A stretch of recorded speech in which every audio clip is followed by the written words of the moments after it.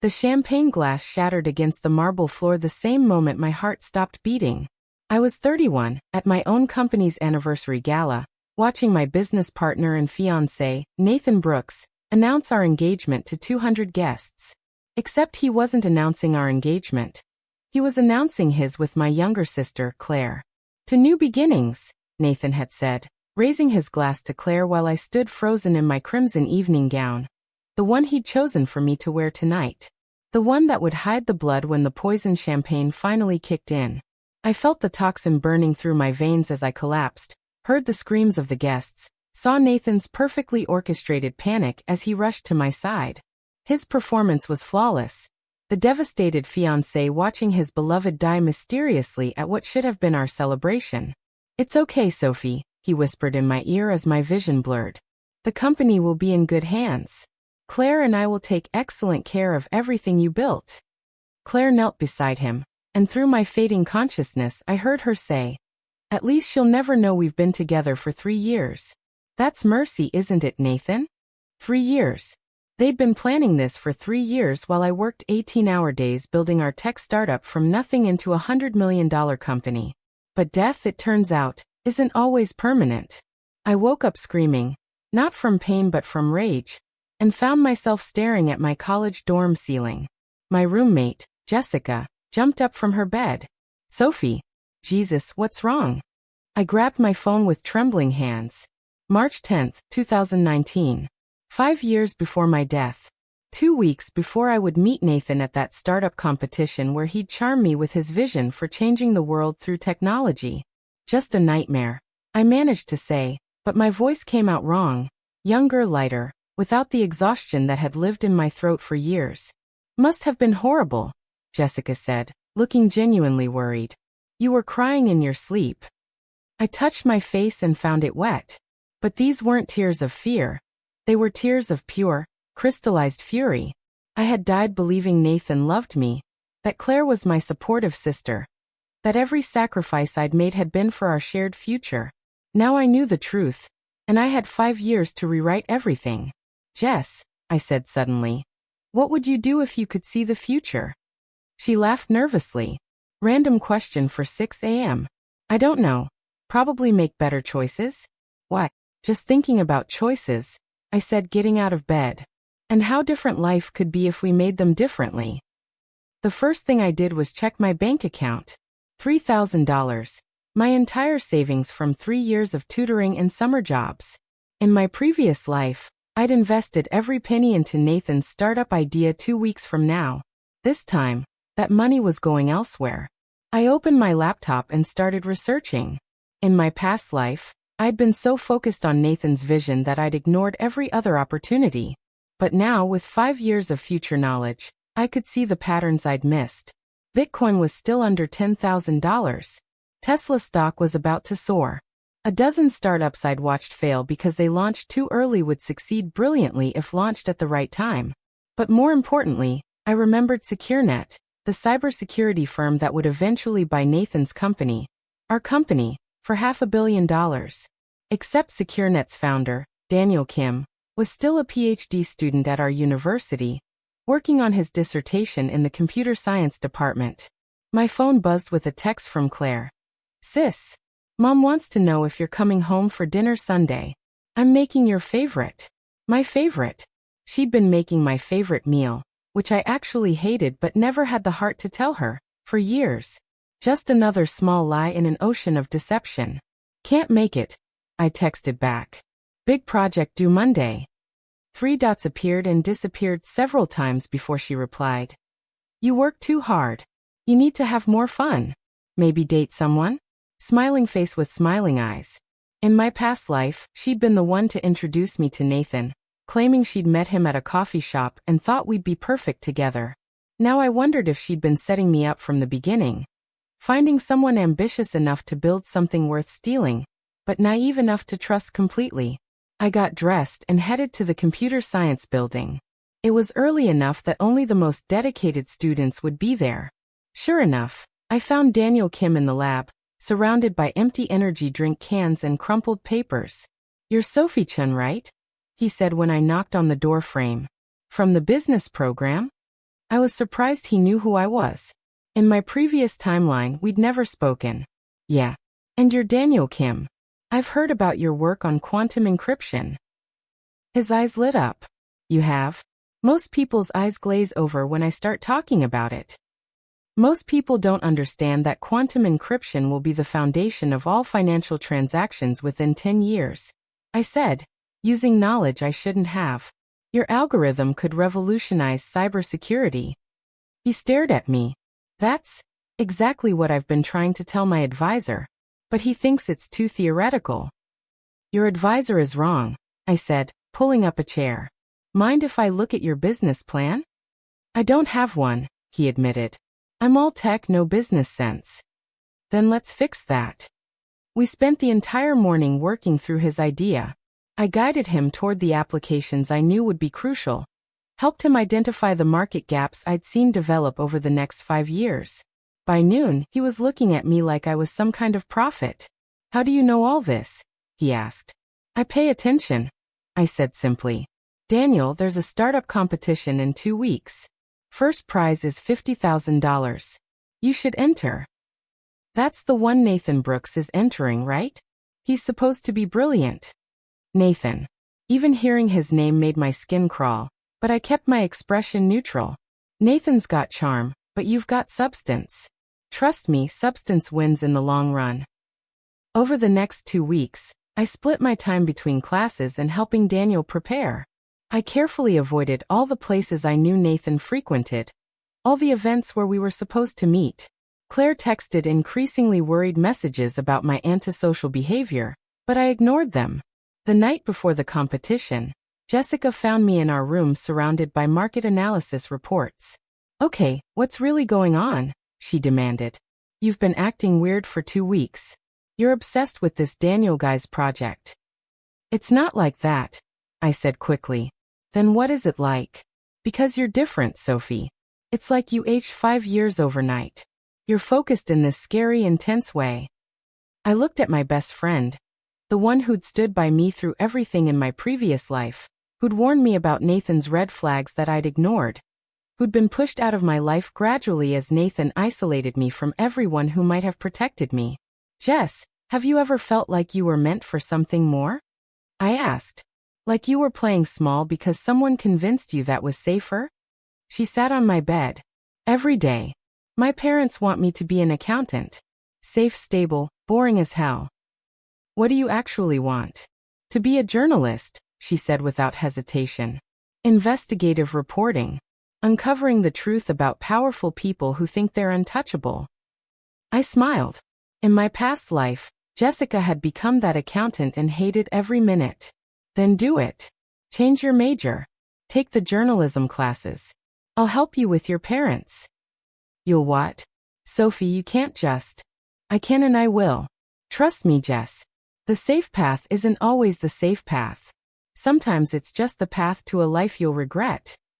The day of the competition arrived gray and drizzly. I sat in the auditorium's 3rd row, watching Daniel set up his presentation. Nathan was there too, 3 presenters after Daniel, looking exactly as I remembered. Perfectly styled hair, expensive suit his parents had bought him, that smile that could sell ice to Eskimos. He hadn't noticed me yet. In the original timeline, I'd been sitting in the front row, and he'd locked eyes with me during his presentation, later claiming it was love at first sight. Now I knew he'd researched every audience member, looking for potential investors or partners to exploit. Daniel's presentation was brilliant but nervous. He stumbled over his words initially, but when he started talking about the technical aspects, his passion shone through. The judges looked intrigued but not convinced. Then Nathan took the stage. His presentation was polished, charismatic, full of buzzwords and promises. He talked about disrupting industries and changing paradigms, about being the next Silicon Valley unicorn. The judges ate it up. One of them, I noticed, was already reaching for his checkbook. But I knew something the judges didn't. Nathan's entire concept was stolen. In my previous life, I'd learned too late that he'd taken the idea from a freshman programmer named Kevin Wu, who'd shared it in a study group Nathan had infiltrated. Kevin had dropped out after Nathan's success, believing he had no proof of theft. This time, I had come prepared. During the Q&A session, I stood up. Mr. Brooks, your platform architecture sounds remarkably similar to the one Kevin Wu presented in Professor Martinez's class last month. Can you explain the similarities? Nathan's smile flickered for just a second. I'm not familiar with Kevin Wu's work. Really? I pulled out my phone. Because I have a recording of the study group where Kevin presented this exact concept. And you were there taking notes. The auditorium went silent. The judges looked uncomfortable. Nathan's charm cracked, showing something ugly underneath. I don't know who you are, but making false accusations. They're not false. Kevin Wu himself stood up from the back of the room. I'd convinced him to come, to stand up for himself. That's my design. Every line of code he showed, I wrote it. The competition descended into chaos. Nathan was disqualified on the spot. Daniel won by default, but more importantly, he won on merit. As the judges presented him with the oversized check, he looked at me with a mixture of awe and curiosity.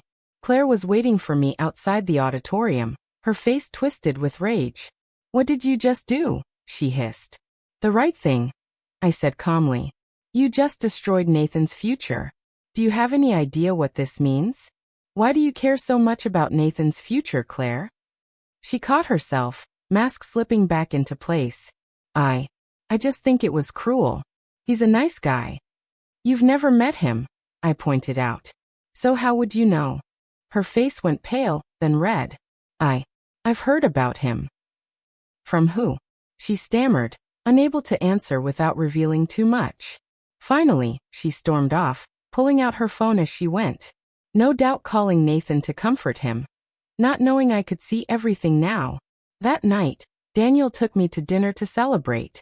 It wasn't romantic. Not yet. But it was the beginning of something real. I owe you everything, he said over Chinese food. You owe me nothing. You earned that win. But you saw something in my work that even I didn't see. How? I chose my words carefully. Sometimes when you've lost everything, you learn to see value where others don't. You're 21. What could you have lost? You'd be surprised, I said softly. Over the next months, I threw myself into building something new. Daniel and I became business partners. Him handling the technical side, me managing the business development. We incorporated SecureNet 3 months after the competition, using his prize money and my small investment as seed capital. Nathan tried to approach me several times, but I always had somewhere else to be. Claire grew increasingly frantic, trying to orchestrate accidental meetings between us. There's this great guy in my economics class, she said one day. Nathan Brooks. He's brilliant and single and a thief, I interrupted. He stole Kevin Wu's work. Everyone knows that. That was a misunderstanding. Nathan explained everything. Kevin was confused about. Claire, why are you so invested in me dating Nathan Brooks? She flustered again. I just want you to be happy. I am happy. I'm building a company with Daniel. We just got our first real client. Her face darkened. That's work, not happiness. Don't you want love? A family? A real future? I thought about my previous life, the wedding that had been postponed 3 times for business reasons, the family Nathan promised but never delivered, the future that had been nothing but carefully orchestrated lies. I want a future I build myself, I said. Not one someone else plans for me. By senior year, SecureNet had 12 employees and 3 major contracts. Daniel and I worked 18-hour days, but it was different from my past life. This time, I was building something that was truly mine, with a partner who valued my contributions instead of stealing them. The relationship between us evolved naturally. Late nights debugging code turned into deep conversations about life. Celebratory dinners after landing clients became something we both looked forward to. When he kissed me after we signed our first $1 million contract, it felt like coming home to a place I'd never been. I've wanted to do that for a year, he admitted. What took you so long? I didn't want to complicate our partnership. The company means everything to you. The company means a lot, I corrected. But it's not everything. I've learned that lesson the hard way. We kept our relationship quiet at first, not wanting to affect the company dynamics. But Jessica figured it out immediately.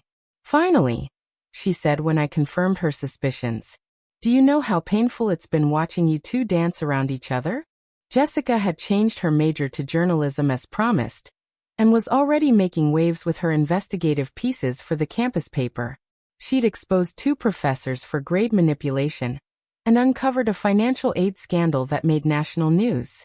I've got a lead on something big, she told me one day. There's this guy Nathan Brooks. Remember him from the competition? He's running a new startup, and something's off about his funding. My blood ran cold. What kind of off? He claims to have angel investors, but I can't trace the money. And get this, your sister Claire is listed as his COO, but she has no business experience. Why would investors back that? In my previous life, I'd never questioned where Nathan's initial funding came from. He'd said it was family money and connections. But now, be careful, I warned Jessica. Nathan's more dangerous than he looks. You sound like you know something. Just intuition. Jessica dug deeper. 2 weeks later, she had her answer. Nathan was running a pyramid scheme, disguised as a tech incubator. He was taking money from desperate students, promising them equity in companies that didn't exist, using new investments to pay off earlier ones. This is huge, Jessica said. This could be criminal fraud. But I need more proof. What kind of proof? Someone on the inside. Someone who knows where the bodies are buried. I thought about Claire, about how she'd thrown her lot in with Nathan completely. In my past life, she'd helped him steal everything from me. But maybe, just maybe, she didn't know what she was really part of. I called Claire that night. We need to talk. Finally. Sophie, I've been so worried. You've been distant for 2 years. Meet me at the campus coffee shop. Alone. She was there within an hour, looking perfect as always, designer clothes, flawless makeup, not a hair out of place. Everything paid for by our parents, who'd always favored her, the pretty one, the charming one, the one who didn't embarrass them by preferring computers to country clubs. Nathan's going to jail, I said without preamble. Her coffee cup rattled against the saucer. What? The pyramid scheme. The fraud. Jessica Chun from the journalism program has everything. The FBI will be involved by next week. You're lying. I pulled out my phone, showing her Jessica's draft article. She's giving him one chance to come clean. If he doesn't take it, this goes live tomorrow. Claire's perfectly composed face crumbled. You did this. You've always been jealous of Nathan and me. You and Nathan? I laughed bitterly. Claire, he's using you. Just like he uses everyone. You don't know anything about us. I know you've been together since before he even met me. I know you were planning to introduce us so he could use my business connections. I know you think you're special to him, but you're just another tool. She went white. How could you possibly? Because I'm not blind anymore. Claire, you're my sister. Despite everything, I don't want you to go to prison. Get out now. Tell Jessica everything. Testify against him. Save yourself. I can't betray him. I love him. He doesn't love you. He doesn't love anyone. He only loves what people can do for him. You're wrong. We're getting married. With what money? His assets are about to be frozen. Unless. I paused, letting the implication hang. Unless you've been hiding money for him. That would make you an accomplice. She started crying, perfect makeup running in streams. I didn't know. At first, I really didn't know. He said it was just creative financing, that all startups did it. By the time I realized, I was in too deep. It's not too late. Talk to Jessica. Tell the truth. He'll destroy me. He's already destroyed. The only question is whether you go down with him.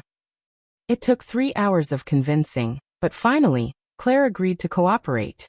She met with Jessica that night, providing documents, recordings, everything needed to expose Nathan completely. The article went live the next morning. By noon, Nathan was in FBI custody. By evening, 36 students had come forward as victims. I thought I'd feel satisfaction, but mostly I felt empty. In my previous life, Nathan had killed me. In this one, I'd destroyed him first. But neither version felt like victory. Daniel found me on the roof of the computer science building that night, staring at the city lights. Jessica told me you're the one who convinced Claire to testify, he said, sitting beside me. She's my sister. Even after everything, I couldn't let her burn for him. What everything? I almost told him then, about the previous life, the betrayal, the death. But how could he believe me? How could anyone? Just sister stuff, I said lamely. He took my hand. Sophie, I don't know what Nathan Brooks did to you, but he didn't do anything to me. Not in this life.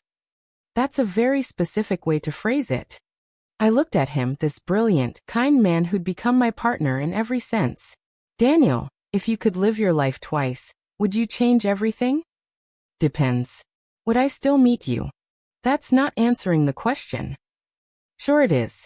Meeting you changed everything for me. Before you, I was just a computer geek with big dreams and no idea how to achieve them. You saw potential in me that I didn't see in myself. You would have been successful without me. Maybe. But I wouldn't have been happy. He squeezed my hand. Sophie, whatever you're carrying, you don't have to carry it alone.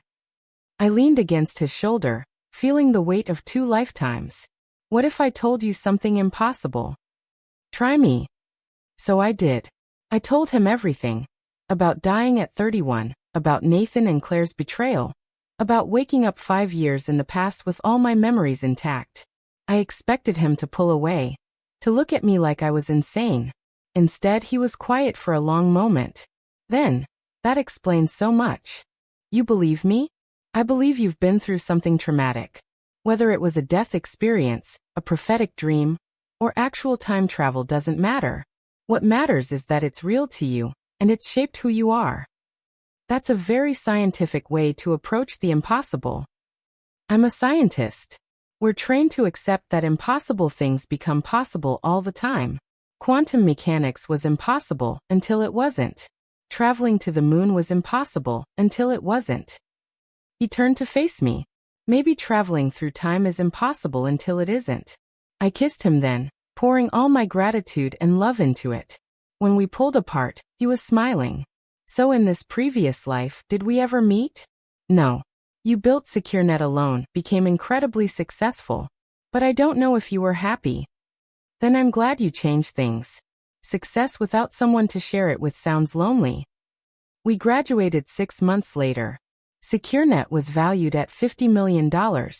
We'd bought out Nathan's failed company's assets for pennies on the dollar, including some genuinely innovative code that Kevin Wu helped us implement properly.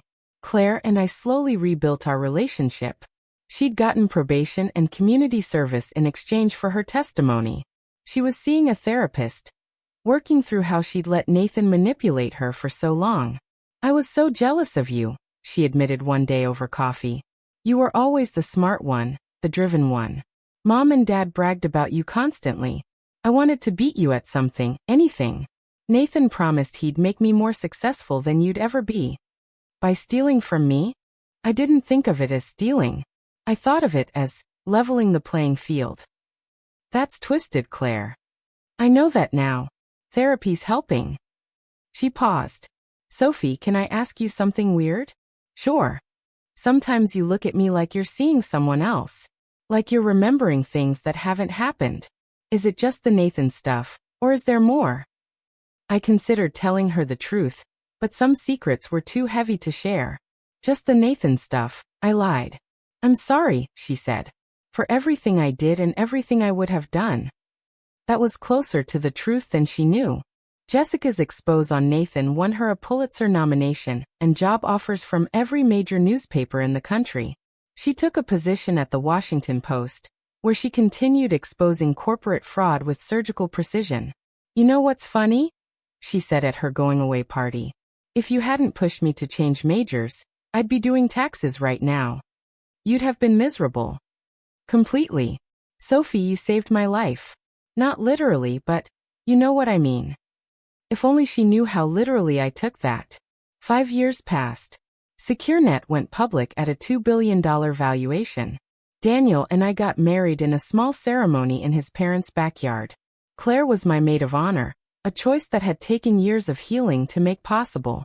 Nathan got out of prison after serving 3 years. I heard he was working at a call center, living in a studio apartment, all his charm and confidence stripped away by federal conviction. I felt nothing, not satisfaction, not pity, just a blank space where he used to exist in my mental landscape. On my 31st birthday, the day I'd died in my previous life, Daniel threw me a surprise party. All our friends were there, colleagues who'd become family, the life I'd built instead of the one that had been built around me. 31, Daniel said, raising his champagne glass. The perfect age. Why perfect? Someone called out. Because it's the age Sophie became exactly who she was meant to be. I raised my own glass, champagne that no one had poisoned, in a room full of people who actually loved me, and felt the timeline split completely. This was no longer a life I was reliving. This was a life I was living for the first time. To second chances, I said. To second chances, everyone echoed. But Claire caught my eye and mouthed. To first choices. She was right. This wasn't my second chance at life. This was my first chance at living my own life, making my own choices, being my own person. That night, after everyone had gone home, Daniel and I sat on our balcony watching the city lights. Any regrets? He asked. None that matter. What about the ones that don't matter? I thought about it. I regret not trusting myself sooner.